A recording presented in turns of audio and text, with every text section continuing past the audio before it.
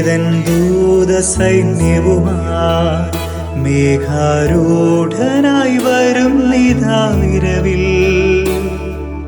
തൻ പ്രിയ സുരരെ തന്നോടു ചേർപ്പാൻ വേഗം വരും യേശു മിശിഹാ. പരിശുദ്ധൻ മഹോന്നത ദേവൻ പരമെങ്ങും ഇറങ്ങും മഹേശൻ. സ്വർഗീയ സൈന്യങ്ങൾ വാഴ്ത്തി സ്തുതിക്കുന്ന സ്വർലോകനാഥനാം മിശിഹാ.